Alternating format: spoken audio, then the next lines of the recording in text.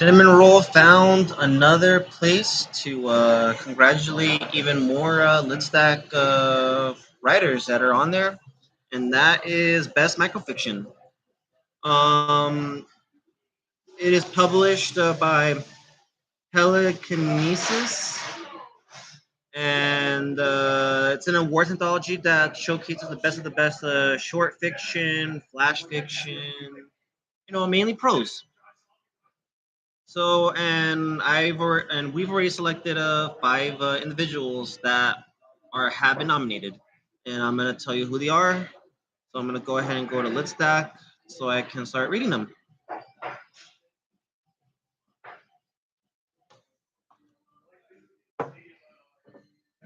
And this is Ogopogo Brewing in San Gabriel, where I'm doing this video.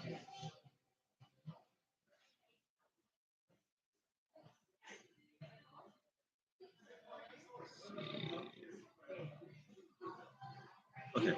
So the first entry that has been nominated by Let's Stack for Best Microfiction is Car Ride by Daniel Jose Ruiz. There is a rat dying on the 101. It must have been hit by a car as it tried to cross. Most don't associate LA with rats, but they are here. Maybe the coyotes help keep them in check. They have the space to hide, mostly. The long stretches of mountains, the wide streets, the maze of hidden sewers that are not built to manage any rain. Part of me wants to stop. I can't help it though. We are moving too fast. That morning traffic that is just slow enough to see the poor thing in its death throes, its tail wiping back and forth as it struggles to stand. I don't know how to save it, if it can be saved. No, I merely accept it is dead because that is how it feels today. My daughter does not see it. She cannot see in front of the car like that in her seat, still too young. She shouldn't see it anyway. Too many things are happening, and she does not need to see what she already feels. We're late to her abuela's house. My daughter knows, but does not understand that this will be the last time that I take her here in this way.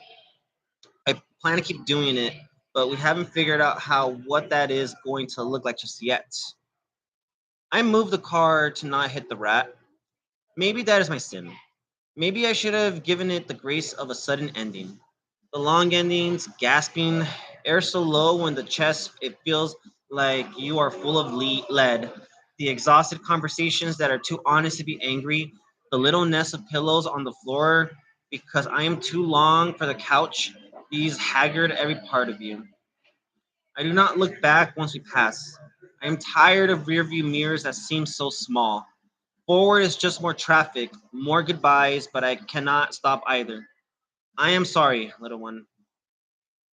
So yeah, if you have been tuning into like videos on this channel, actually wait, no, let me scratch that. I did not live stream that first Trenches Full of Pros event, but for the first Trenches Full of Pros that occurred at PJX Machine in Long Beach back in June 2023, Dan Jose Ruiz was one of the featured readers. He is currently a professor at LCC. And a long time ago, I took him for a basic writing class. All right, so the next entry we're gonna go on to that Cinnamon Roll nominated is going to be. Let's see here. Let's see.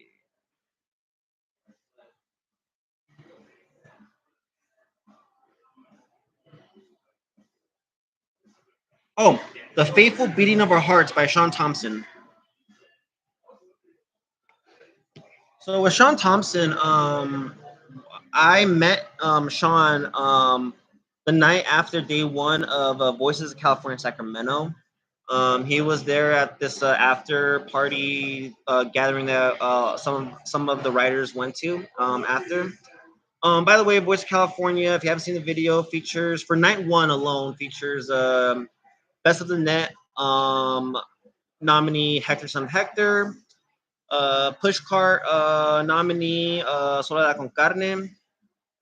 Um, and then, oh yeah, other people such as Nicolai Garcia, Mauricio Moreno, both of those people host the Trenches Full of Poets series in Page Exhibition in Long Beach. And them, along with myself, were mentioned on the LA Times for best places to hear Latinx poetry. So that's awesome. Ahí estamos. Um, Marcelo Hernandez Castillo was also there. Jose Bari, who is in lives in that area. All right. So, anyways, Sean Thompson, The Faithful Beating of Our Hearts. No matter how we treat our bodies, biology never abandons us. How many days do we spend feeding ourselves less than nutritious food? How many nights do we spend poisoning ourselves with alcohol? Our bodies forgive us. When we are reckless and injure ourselves, our bodies skillfully begin the healing process, no questions asked. There is true love in the faithful beating of our hearts. Can this devotion be our teacher? Could the abundance behind the rejuvenation of ourselves, moment to moment, be a remedy to plague the negativity, depression, and doubt we have all known? Imagine the following scenario. A man contracts an illness that leaves him bedridden. All of his loved ones, family, and friends come to his side in his time of need. But when they come to his assistance, he treats them awfully. His grandmother brings him a bowl of soup. He scowls and says she is growing old and wrinkly. His father brings him medicine. He tells him he has gotten fat. His sister comes to change the bed sheets. He tells her she is lazy and worthless. His friend comes to keep him company. He tells him he is an untalented disgrace. His son comes to read to him. He tells him to leave his sight, for he has disappointed him in the past. We abhor this man. We say we can never treat our loved ones this way, but it is this not how we at times treat ourselves? We do so because we have become so entirely identified with our thoughts and the thinking mind. We have lost connection with our biology. Talking heads, our minds are incredibly powerful, and like an axe, they can be used as a tool or a weapon. Anyone in their right mind would advise the loved ones of the aforementioned man to leave him in the dust. But do our lungs desert us when we shame ourselves? Do our kidneys halt their service when we have a suicidal thought? This love, forgiveness, and perseverance is as natural as a tree, and it is available to us. The duality of mind and body is an illusion. We are one cohesive unit. We can tap into this by bringing our awareness back down into the body, sitting quietly and feeling our hands and feet from the inside, feeling our hearts beat and our blood flow, watching the breath rise and fall. Notice how the stream of thoughts begins to slow. So much energy is lost in negative thoughts that repeat in our minds over and over. The energy is unable to complete the circuit, though the body or through connection with another person and thus corrodes. But as we begin to bring awareness back into the body, our minds begin to empty and the fluidity of abundance can return to its ebb and flow. The kingdom of heaven is within, said Jesus. The throbbing vein will take you further than any thinking, said Rumi. You need not look beyond your own flesh and blood in your hour of darkness. There is true love in the faithful beating of our hearts.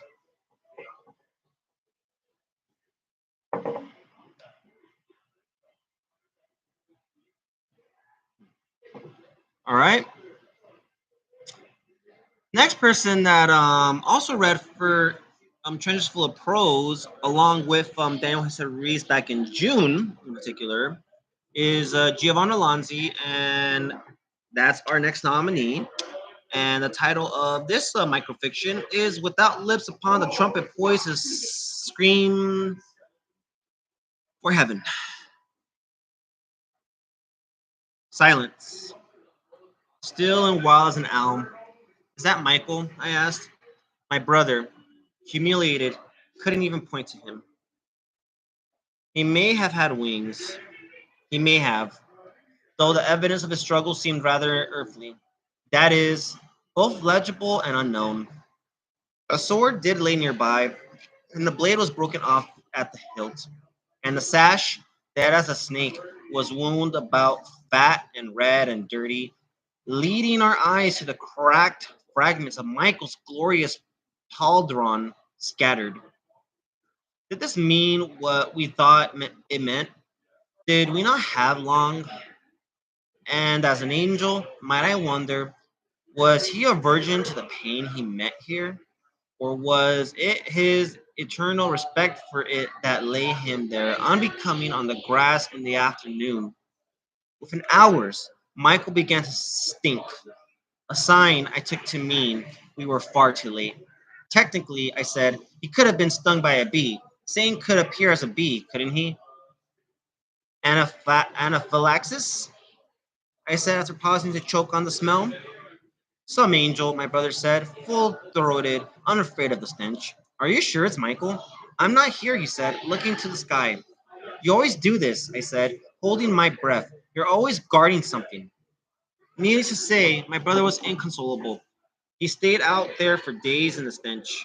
He wouldn't eat. He wouldn't sleep.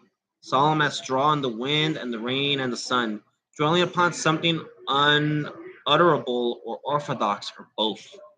I can see now how hard it was on him, cruel even.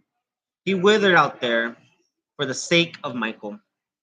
Short time before my brother eventually disappeared, a righteous flattened between us, like frequencies finding each other in the thermosphere before unraveling space ward. We both seemed to know that all of us were right in our own ways. Michael was right for being dead. I was right for being here. My brother was right for not being. And even though he might never forgive me for it, for holding my breath, for not letting heaven know, we both knew we could now see each other for who I really was and who he really wasn't.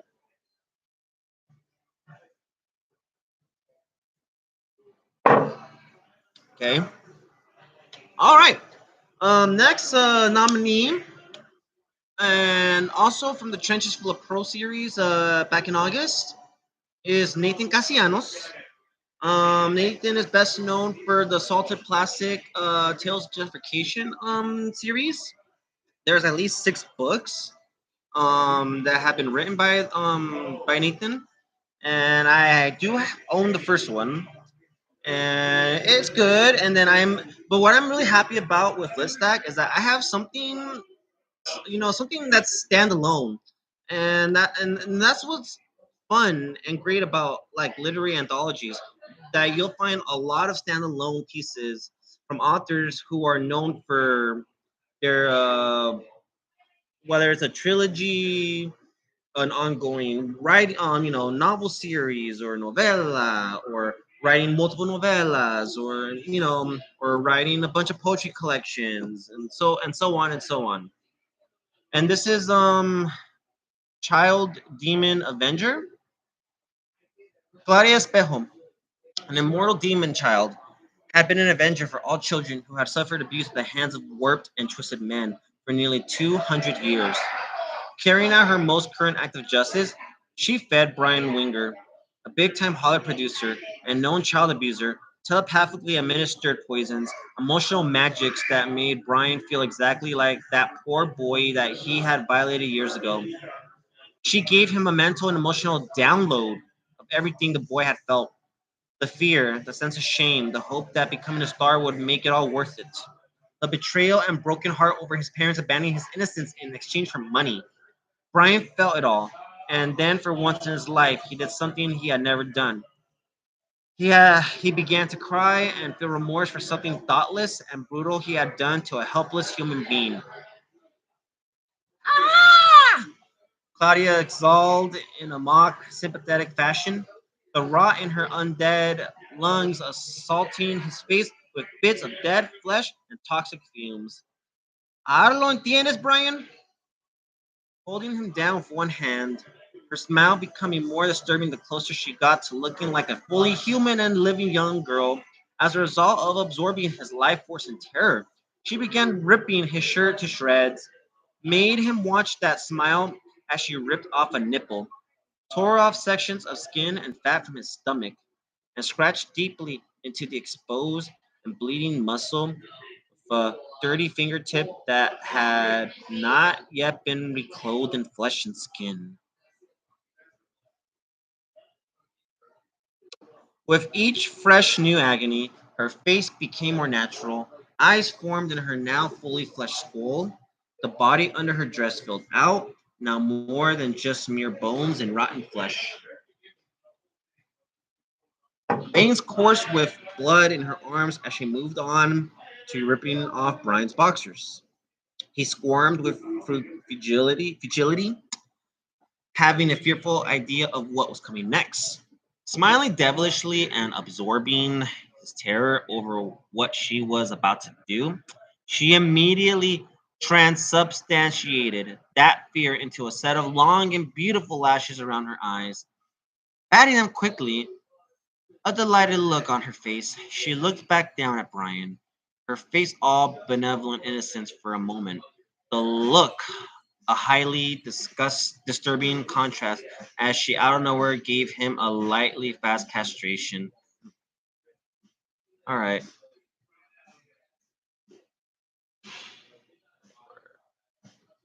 So I've read Daniel, Sean, Giovanni, Nathan. All right.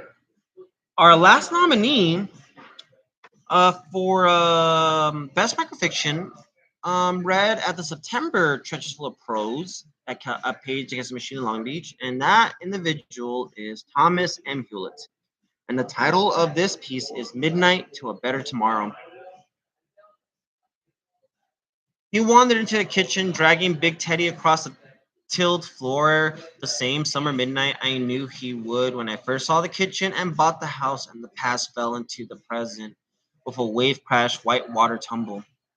He couldn't sleep, of course, because of the nightmares I had almost forgotten by now, but I had the snack he was looking for ready, a bowl of cold blueberries with whipped cream from the can that he'd been circling in his head since morning.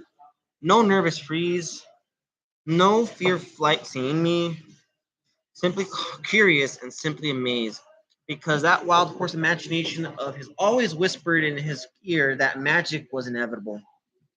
I asked him which nightmare he was on that night, and he told me in tiny, broken, mouse breath, quiet fragments. No tears, only dry, hollow eyes. We sat with his words on the table between us while he scooped berries and I smothered them with cream, and I told him, "Thank you, little bear." "For what?" he said, and I told him, "Thank you for reminding me how resilient you are." He didn't know resilient, but he put his hands around it. He didn't know mental illness, but held that up too. He gripped nightmares, grasped betrayal, and carried need. He swallowed love. I gave him strong and simple, bright words that fit together easily in 6-year-old hands, and he squeezed them shut between his eyes. My daytime ideas soothing a dull pain in his nightmare mind. And then I told him what I'd told me when I was him. "You are a bright, lovable ball of fire, and the bravest little boy I've ever known." He nodded, sleepy now again, and ready to remember this night as a warm blanket dream, like I did for so long. The nightmare, the nightmare nighttime visits would continue for another 3 years, and for 4 months and 2 days until a teacher found out, and the chaotic mental pain and confusion for another 3 decades until healing work began. But he plucked a berry from the bowl and pressed into his mouth and laughed, and I knew that now he wouldn't survive, knowing I was here and I'd been there, so he'd be here one day too, and we would eat blueberries and cream from a can at midnight somehow, forever, endlessly free. Uh, for those that have watched, thank you for watching and hearing all the nominations for Best Medical Fiction. Best luck to everyone that has been nominated for it. And yeah, just stay tuned for more Litstack when you visit litstack.substack.com or whatever videos get posted on the Litstack YouTube channel. Have a good night.